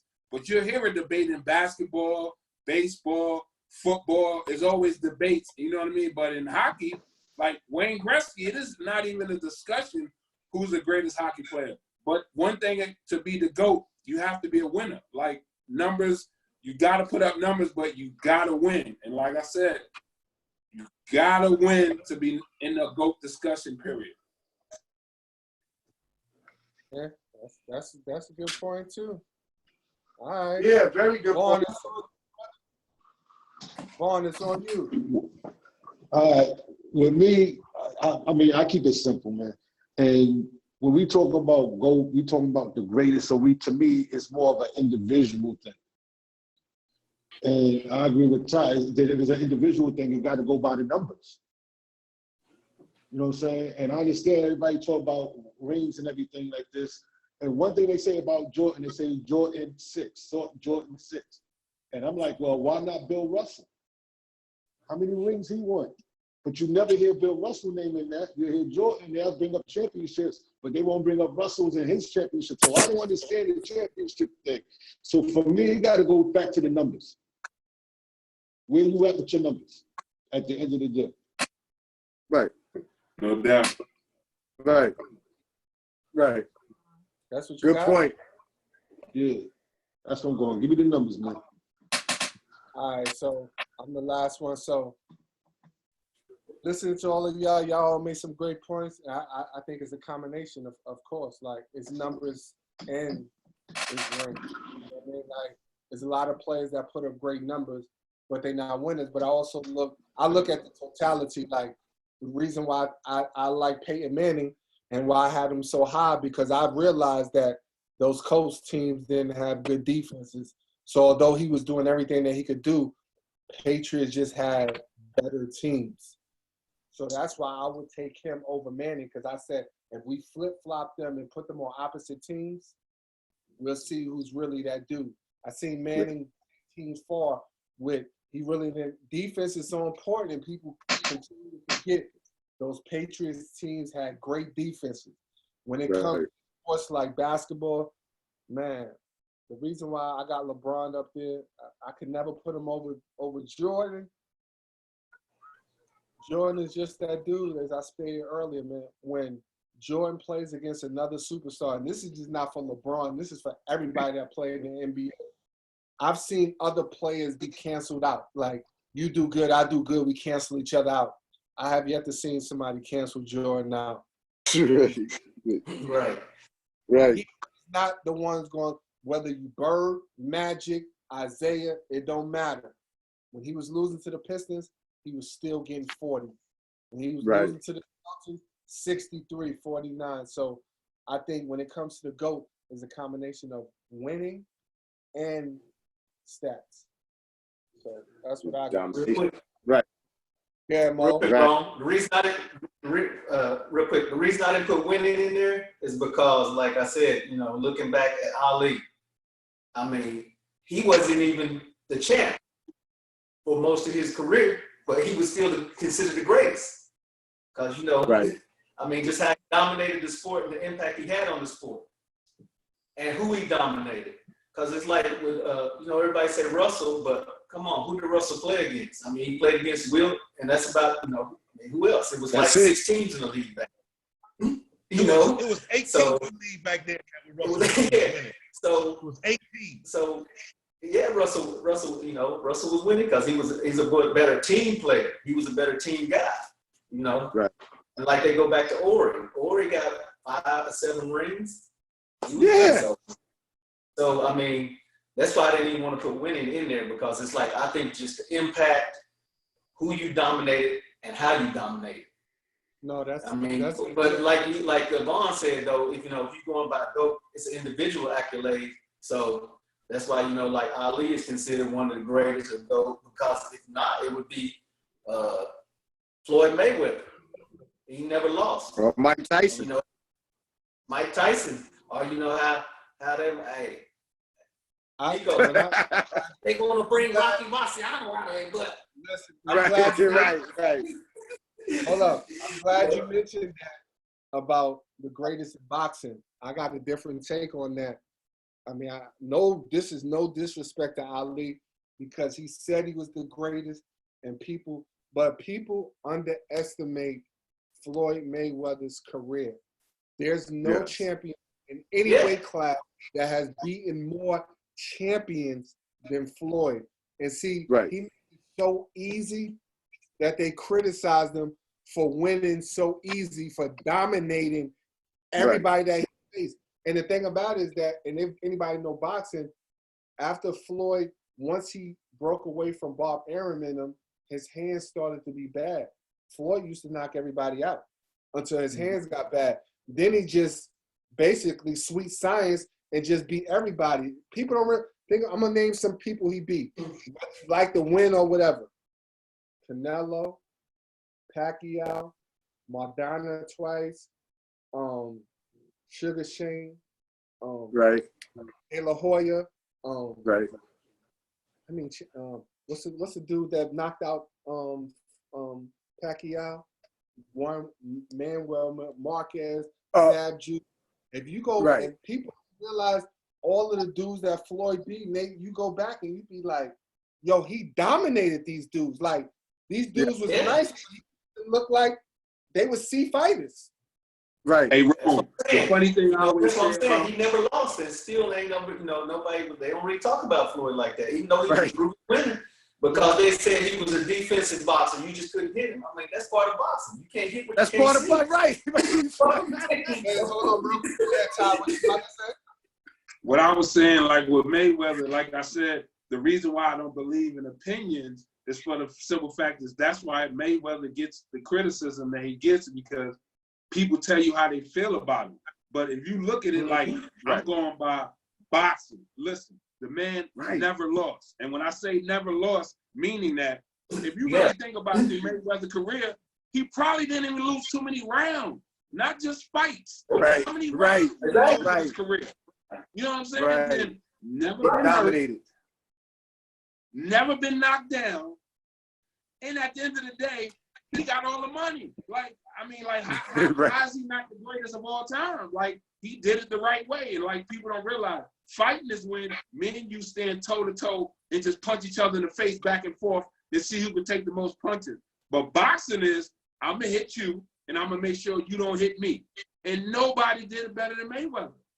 Nobody. But like I said, it's who, they go back to Ali fought Holmes, he fought Frazier, he fought Foreman, the people he fought and the people that, he went toe to toe with. That's where the impact comes in and how you dominate, who you dominate. But see, like Rome said, they ain't giving Mayweather the credit he deserved for the people that he beat. Yeah, Mayweather, if you look it up, it's in, like I said, right. Men lie, women lie, numbers don't. If you look it up, Mayweather, like Rome said, Mayweather has fought the most champions and beat of anybody. I mean, don't get me wrong, Ali fought a lot of the big names, but it's only 3 big names if you think about it. It's only Foreman, then Norton, and Frazier. There's only 3 of them, if you really think about it. It's just that they got big names, but look at Mayweather's list of champions, he done knocked them all off. I think what you said? So much credit because of what he stood for when he was fighting, and he was the first flashy fighter and boxer. But they really hate Floyd because he took all of the money. He showed boxers you don't have to have a promoter, become your own promoter, get 100% of the gate, and get all of the money and cut them out. That's why they really hate Floyd. And he arrogant, and he showed them all his stuff, and they don't like that. Right. But think about this, though. The reason why Mayweather is so rich is because of the haters. They're the ones that went out on pay-per-view like, oh, we're going to watch it tonight because Mayweather going to lose. Think about it. Right. Yep. It goes back to the impact on the sport, like you're saying. The impact that, Ali made was just so, life-altering, like how he came about and did everything. Yep. All right, listen, we got one more question, and then we're going to wrap this thing up. All right. So the last question, what can be done, what can they do to ensure female athletes basically receive pay raises according to their value? We know that female professionals, especially like WNBA, soccer, they're not really getting their just due. You know what I mean? What can be done to ensure that they get their value, basically? What you got, Miko? Combine for me, it's number one is fan attendance, and then it's how much revenue is being generated for that particular sport. You know what I'm saying? I love the WNBA, bro. Don't nobody go to them games, dude. Don't nobody go to them games. And I love to watch the WNBA. But when you watch it, man, you see those fans be empty. Unless you playing a single sport and you dominate or something like that, it's totally different. But like women's soccer, they should be getting paid because people watch that. You know what I mean? But it's not. But it's just only when it's like the USA team, things like that. It's not just women's soccer in general. You know what I mean? So as much as I love the WNBA, man, it's like it's like people don't go to them games, and they don't generate a whole lot of revenue. They are staying afloat because the NBA, Adam Silver and them, they share some of the revenue from the NBA with the WNBA to keep them afloat. Because if it wasn't for them, the WNBA would have folded a long time ago. You know what I mean? So it's all about fan attendance, and it's all about how much revenue is being generated for that particular sport. You know what I mean? Because I like watching like women play ball, but I see a bunch of dudes out there, and if I want to see some dunking, I just watch the NBA game. You know what I mean? So, all right. Good job, Miko. It's on you, Dana. They got to combine the leagues, basketball. That's the only way. Fans ain't going to come out and watch it. They got to combine. They got to somehow merge the league, WNBA and the NBA. That's the only way that they're going to be able to see more money. And I don't know how you would do that, but they just don't generate enough revenue. Right. And that's the reason why they're not getting paid. like what's they say, people don't go to these games, and that's just the bottom line. It's nothing else. I mean, they're great athletes too, but if you're gonna do anything, you're gonna have to do something like try to combine the leagues. As far as basketball, that's the only way for them to get some more money. Because if it's just the WNBA on its own, it's not gonna work. Just don't generate enough money. It just don't generate enough people to go see it. And people are not listen. Those games are played in the summer. People are not. I'm sorry to say, people are not going to see females play basketball in the summer. Not inside. They're not. It's just not going to happen. So, you know, people would rather go to a baseball game than they would a WNBA basketball game. That's the way it is. True. Yeah, that's good. That's it. Good job. All right, Mo, it's on you, brother. All right. My first thing is like this pandemic has really shed some light on how we should see sports, and how we should see sports entertainment and the value of it. We need to place more onus on the value of lawyers, teachers, educators, and things like that. Right. I mean, electricians, you know, the frontline workers. I mean, Bill Bradley was a senator and still playing basketball because he wasn't making that much as playing basketball. We got to start somewhere with the owners and us as people. Stop going to these games, man. I mean, Spike Lee paid $32,000 a game to go see the Knicks. That's right. $32,000 a game. Think about that. Right. That ain't even worth it. I mean, you know, no knock against the Knicks. I love the Knicks, but I'm like, come on. I mean, listen, I ain't paying $32,000 to go see the Lakers if I got it. And see, Mo, you stop paying it. I don't want to interrupt you, making Mo. these prices. What's that? I didn't want to interrupt you. I paid what I paid for my tickets, and I only got a 22-game plan, and I pay about almost $3,000. So I know what you're saying. Totally right on that.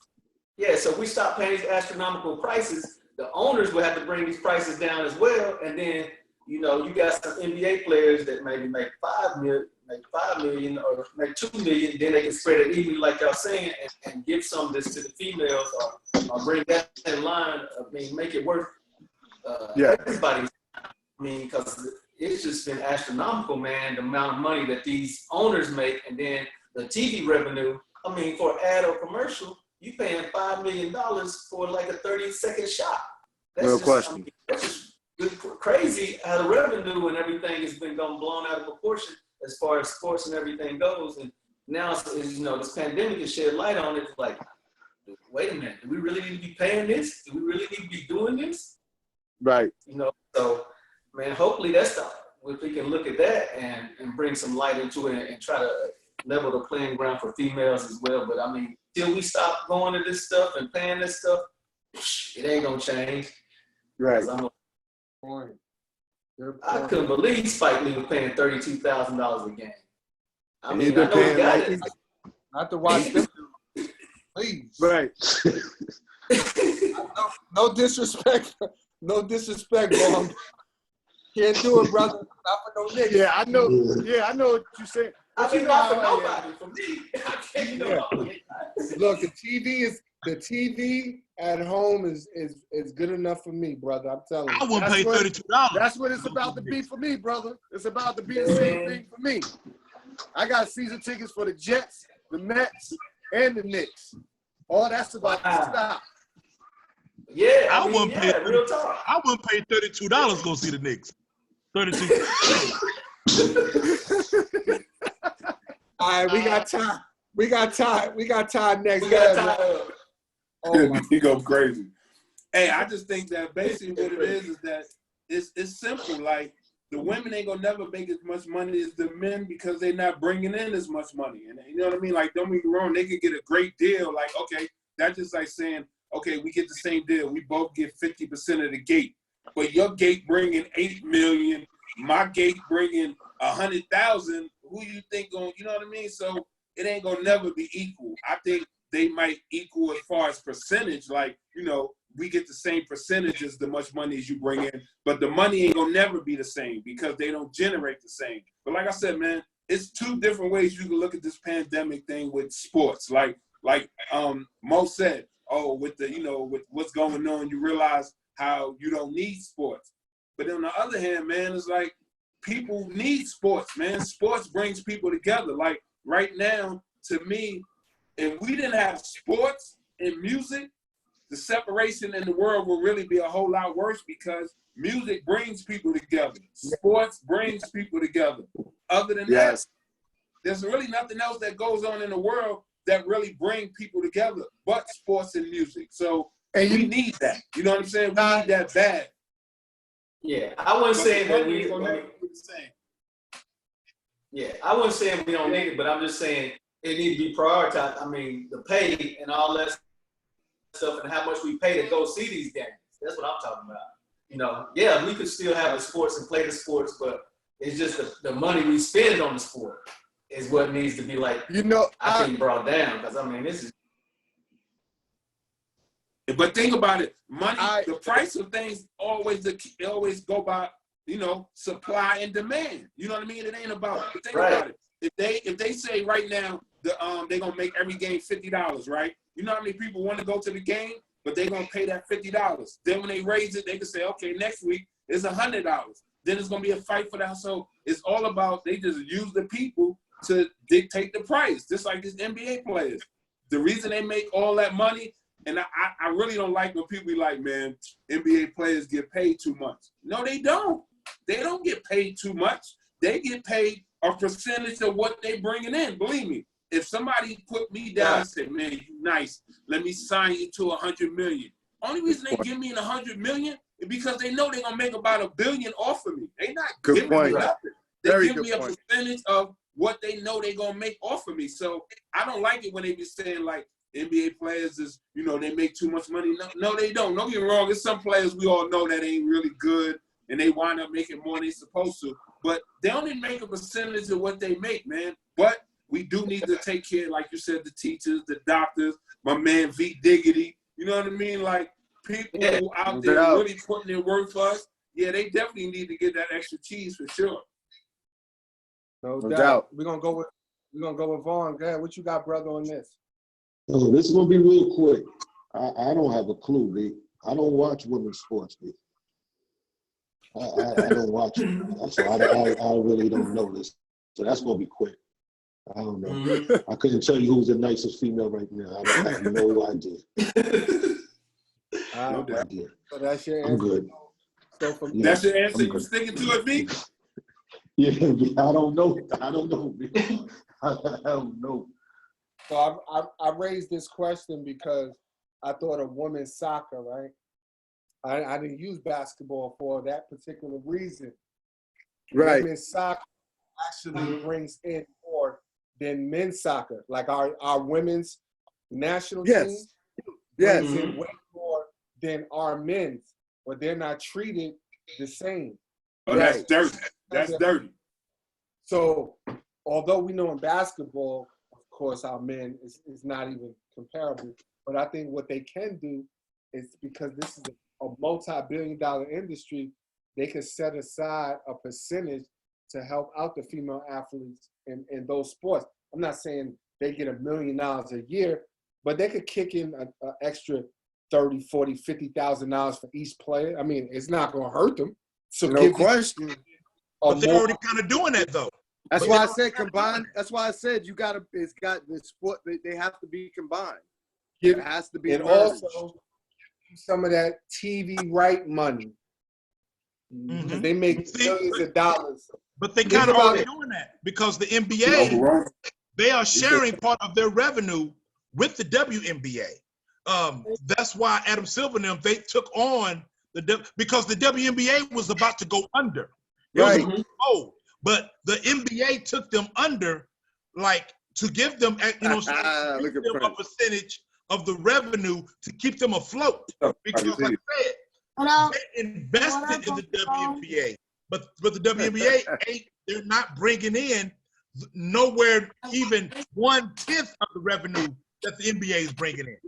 You know what I mean? So that's just pretty much a charity that the NBA is doing for them, because that's why they keep losing. Matter of fact, if you watch some of those them WNBA finals games, man, they be played at like local arenas and stuff, man, like some college arenas or some like local stadium and stuff, because you got this. They were playing in the NBA arenas, and you can't even fill up. Like, you can't even get that like 1/5 of the capacity. They're like, man, we're losing money like a mug because ain't nobody coming to the games. So they have to put it in a smaller venue, just, you know what I'm saying, just so they wouldn't be losing as much revenue, because they was trying to keep those stadiums and stuff open with these WNBA games, and they weren't bringing in the money at all. And that's why I mentioned soccer, because that's why Sue Bird, who plays basketball, her girlfriend, that's why they're fighting right now for equal pay. Not for them. That makes sense. For them. Soccer is a lot of money in soccer. Yeah, and for them, that makes sense. Because look at it, think about it. If you make, like you said, equal pay is different. Like I said, in the NBA, you could say, we're going to give you equal pay to the WNBA. Y'all all get 50%, so the pay ain't going to be equal. But in soccer, if them women is bringing in more money than the men, and the men are getting paid more than them, then that's definitely, like, that's an issue. You know what I mean? Like, that's a problem. But in the WNBA is totally different. But I also think the NBA could help the WNBA a lot if a lot of the players went to a lot of the WNBA games more often. You know what I mean? Because you know how fans are. They love to see players. So if they know, like, if the Sparks is playing and they know LeBron and AD and them all going to be at the game, you can get their autograph and all that, that'll help bring more fans, you know what I mean, more money to them. So I think with that, they could work together to help make them more money. But when somebody make more money than you producing and they don't get as much money as you coming back, that's definitely something wrong for sure. And that kind of goes back to what I said in the original, like the supply and demand. If we stop going to these games, they're going to have to lower these prices. I mean, you're right. Stop going to the games and stop paying these astronomical prices. But it ain't us, because I know I'm a Dallas Cowboys season ticket holder, been for 15 years, but that's just it's a business decision for me. I ain't no Cowboy fan, but I'm here in Texas, and I know people love to hate or love to see the Cowboys. So you could say exactly. I'm making a killing, and I'm like, this is ridiculous that I'm making. These people are paying this crazy amount of money to go see this game, but I'm like, okay, I got to get this ticket so I can, I can flip it, and I flip, every game. But if people stop going and flipping, I can't make that money. They can't make that money. So it's like I did that. They have ties. I did that with my Met ticket last year. Oh yeah, that's what's up. Yeah, I did that with my Met, like a few games I knew I wasn't gonna go to, big, hot games, and plus Pete Alonso was hot, and everybody wanted to see Pete Alonso. I used to sell the Yankees Mets game. I sold that for big money. That was a big money game. I had 2 tickets, and I sold that. That was big money right there. Yeah, I bet Dana, they was paying you to go to the game, right? Yes. Go to the game you want to go to. They don't pay you. Right. Right. Right. So check this out. We all done with our questions. We're gonna wrap it up. I'm gonna go around everybody. You could make a statement, a comment, or whatever you want to say on the closeout. And then we'll wrap it up from there. So we're gonna do our round table. We're gonna go to Miko, man. What you got as far as the call is concerned? Yo, man, I appreciate this, man. Just to get a bunch of brothers, man, on, with great mindsets, man, that really know like what they doing and what they talking about, man. I appreciated this, man. Like meet some, meet some new friends, meet some new homies, man, and just, any kind of discussions. This is real. You know what I mean? So, and I appreciate this, man. You know what I mean? So yeah, we definitely gotta do this more often, for real. Yeah, definitely. Dana, you up next. I mean, well, anytime we talking about sports is, I'm there. I like this thing. And, not just talk, you can't talk sports with everybody. You can't do that. And it's good that you can have a panel where you can actually talk to people that know what they're talking about and not just spitting out stuff and you're like, you know, so it's good, man. I appreciate it, man. Word up. Like what they say, we got to do it a little more often. You know what I mean? Yeah. All right, Mo, what you got, Mo? Hey, I just loved it because, you know, we all in different places and locations, and we've had different aspects and seen different, you know, styles of play. We've seen different people come up in the game, and, you know, and a lot of us had the same opinion, and had all like a lot of the same players in our top 5. Right. Like, you know, we different ages, different perspectives, like different teams. You know, still got that love for like, you know, who was actually great. You know, it's like I think everybody had Jordan on their list. Most everybody had Kareem on their list, and those are like, you know, just stuff that's like, wow, okay, so you know, go back to what Ty said. You know, everybody got their opinion, and those stats kind of equaled out to that opinion. Because I mean, Kareem first in like dang near every category in the NBA, and I don't even know if he, you know, and I don't know how he did it, not shooting threes, you know, with that, but they had that unstoppable. Sky hook, baby. Sky hook. Unstoppable, man. And I don't know why more players haven't developed that. It's just crazy, man. You know, that's like how the game evolves and how people evolve, and you know, just even with the, you know, the hand checking, the physicality of the game. It's just like, man, you know, you love talking about sports with cats that like grew up in that same era and seeing them cats go hard, you know, and like, man, these cats nowadays, I mean, playing AAU ball, you get to know everybody and y'all, you know, could become friends.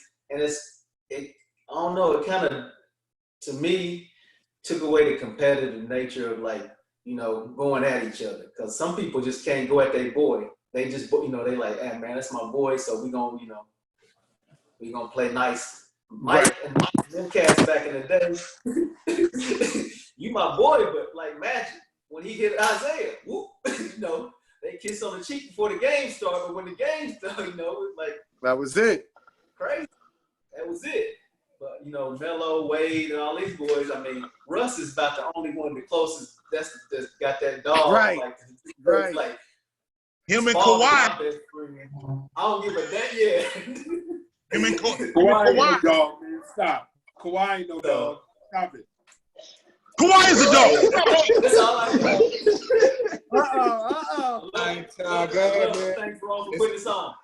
Thanks, Mo. It's on you, Ty. Man, it's cool. It's just, first of all, man, it's good to see everybody doing good, man. Like, everybody healthy.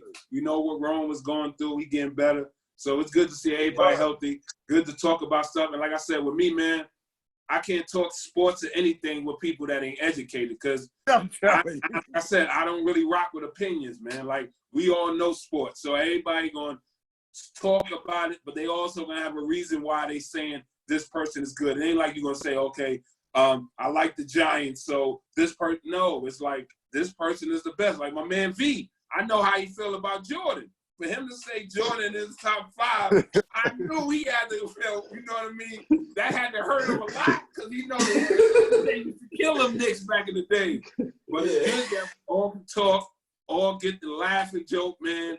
And like I said, man, we all cool brothers just talking to each other, having a good time, man. So we could do this whenever.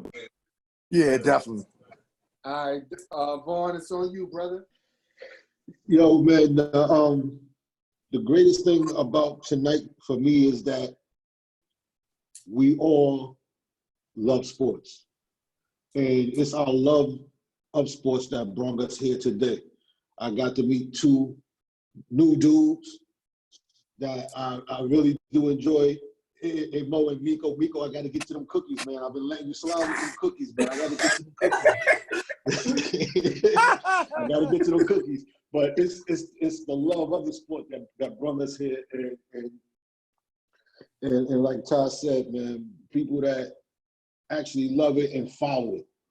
And it's good to see that you hear the different opinions, but like Mo said, man, we really basically all on the same wavelength. Yeah, you know what I'm saying? So that's love right there. And like Dana said, man, we can do this whenever, man. This is beautiful tonight, man. definitely. No doubt. Hey, real quick, Vaughn. Yo. I don't think you got to hear my top 5 when you was on here. I rep somebody from New York as in my top 5. You wouldn't believe who it is. Who was it? Bernard King. Oh, say word. Son. Did you tell us? You didn't tell us. That was the first. Hey, that was the first camp I ever went to with basketball camp. Was a Bernard King camp, and then ever since then I just love that cat's game and how hard he went and just having his ACL and how he was drinking.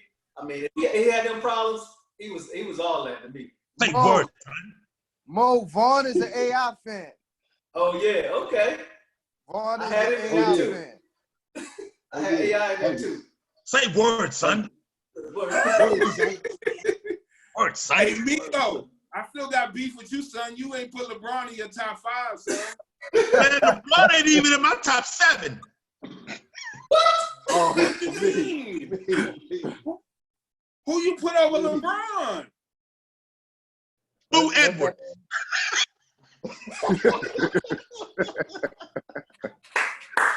He was on the other day. They have Sherman. I put Sherman Douglas over LeBron James. That used to. Hey, don't joke. That used to be my man. I used to love Sherman the Word. That was David's man, Sherman the Word. I was my man. Sherman the Word was my man. You couldn't tell him nothing about Sherman. Hey, Ron. Until my man Charlie Smith got a hold of him from Georgetown. Right. Because I was a Syracuse fan. No doubt. Syracuse fan. Hey, they love Georgetown. What we should do is the top 10 New York point guards. Ooh, boy. See, you New York cats are gonna know people like that. I'm not gonna know. You know what I'm saying? Because y'all think some real New York point guards that probably never made the league, but would kill anybody in the league. All right, so check this out. This is how we gonna do it, because we're gonna wind this call down. So I want to thank everybody for getting on. One of the reasons why I got everybody on, because I know all of y'all like sports, and I know we all at home. We could make use of our time. So what we're gonna do is y'all can shoot me an email on different stuff y'all want to talk about for the next call. If y'all got any ideas, and then we could chop it up, sit down, and hash it out any way y'all want to do it. And we can make this fun, man. Cause I mean, to me, this was cool. Everybody had their opinion, but I love the fact, like Ty always said, opinions is one thing, but at some point, facts gotta matter. And I think everybody, even if you didn't agree and say, okay, this dude would have been my top 5, you can understand, because it wasn't like nobody picked nobody who was a bum. That's the main. Everybody there's no Eli Mannings in the top 5 quarterback. No way. No way. No Eli Manning. No Eli Mannings. No. Quarterback. He definitely wasn't in the top. No way. I still say he's the best quarterback the Giants ever had. As a Giant fan, you wasn't picking him, nobody was picking him. If you gotta I can't stand Eli Manning. Rome, you got to add Joe Boogie. Gotta add Joe Boogie to it. I think Joe Boogie was the name. Hey, Rome, the way we should do it is, since you the one who basically doing the format with the talking, we all send you different topics, and then every week you pick 3 or 4 topics out of the list and just keep it going and just keep rocking it like that. Oh, I got a topic for us too. I want y'all to marinate on this one, because most said point guards in New York. So we're going to do top 10 rappers of all time. Oh! What up, kid? I know shit is rough doing your bit. Don't say no names. You should have slid that's gonna be one of the questions. So y'all send me some Lord. question. Now that right there could be a. You already know who. I remember. Listen, I had a me and somebody on the line here went to my boy Dana's house because they swore that they man was better than KRS-One, Chuck D, and we went to Dana's house and we went song for song. Back in the days, who was better? Chuck D is nice though. No, mad props to him. It wasn't no disrespect to Chuck D, but KRS-One was that dude back then. But we actually went and we picked out song after song after song. Right. Yeah. That's right. Hey, yo. I never won the Grammy. I win the Tony. Hold up, real quick. We're gonna go over top. Hey, all right, y'all marinate on this question. Who had the worst team? The 2001 76ers that went to the finals, or the 2007 Cleveland Cavaliers that went to the finals? The Cavs. Ooh, Cavs. The Cavs. Cavs were worse? No, that would be the Sixers. AI took some. Oh no. He took some bombs. AI took some bombs. This is really quick. This is really but just real quick though. Man. But just real quick. That 2001 team that AI was with, they had the MVP, the sixth man of the year, and a defensive player of the year, all on the same squad. Exactly. And the ugliest player of the year. You want to talk about a bum team that went to the finals real quick? The 2002 New Jersey Nets. Oh. No, you tripping. They had Kittles. They had Kerry Kittles. They had Martin. He said Kerry Kittles. They had Kerry Kittles and Tom McCullough. They had Richie Jefferson. Richie Jefferson. They wasn't no bums. They had Lucius Harris. He came in and he played off the bench. He did what he was supposed to do off the bench. Yeah, Ty. Hey, I've been seeing this thing on Facebook where they've been having artists go at each other like song for song, and I heard they trying to get DMX and Jay-Z to go at it song for song. And look, don't get me wrong. Like I said, I don't like the way when you compare greats, how people try to talk bad about one and try to because I look at it like this. To me, Hov is a GOAT. But if you go song for song, it's going to be, Jay-Z got more albums than DMX, but songs for songs, it's going to be a nice battle. Plus, it's going to be some dope songs in here. The only man to have 2 platinum albums out in 1 year, DMX. It's the dog. It's the dog. We know this about DMX. We could debate about who's the best rapper, but DMX will definitely go down as the realest rapper ever. Right there. He gonna go down as the greatest rapper ever.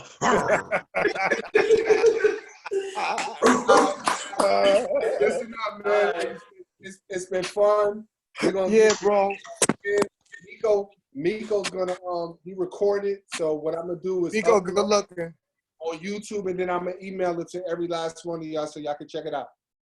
All right, All right, man. One love. Peace.